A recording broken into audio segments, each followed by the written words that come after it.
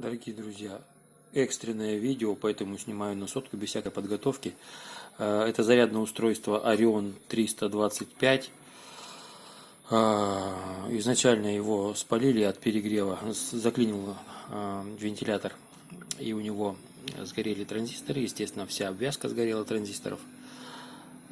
Промучился я с ним 2 недели, что-то невероятное. В общем, симптомы какие были?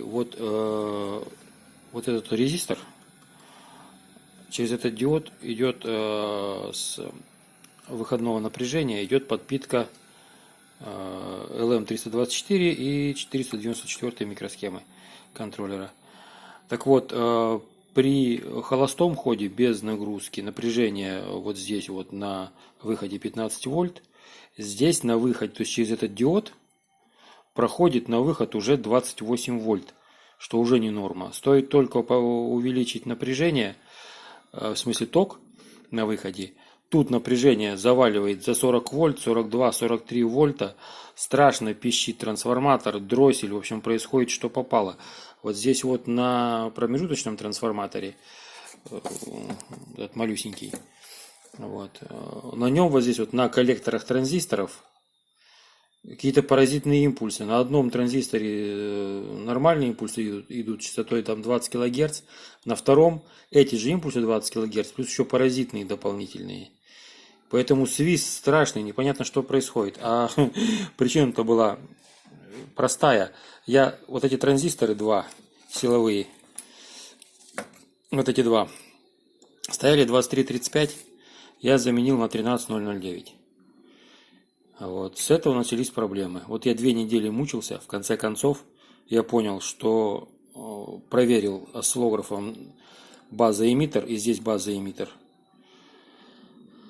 Здесь, получается, управляющие импульсы приходили уровнем примерно около 2 вольт. И обратка шла около 1,5 вольт. Что, в принципе, по идее-то оно через транзистор не должно быть столько. То есть должно быть 0,7 вольт, это обратное падение напряжения. Но фактически было больше. Вот. И в конечном итоге я просто поставил шунтирующие 2 диода, эмиттер-база.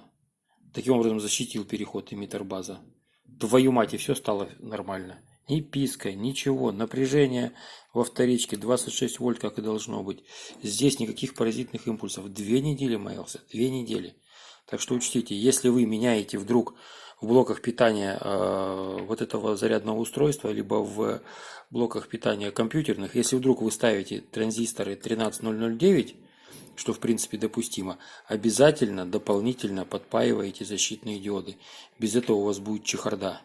У вас будет он свистеть, трещать, пищать под нагрузкой, и будет что-то ужасное происходить.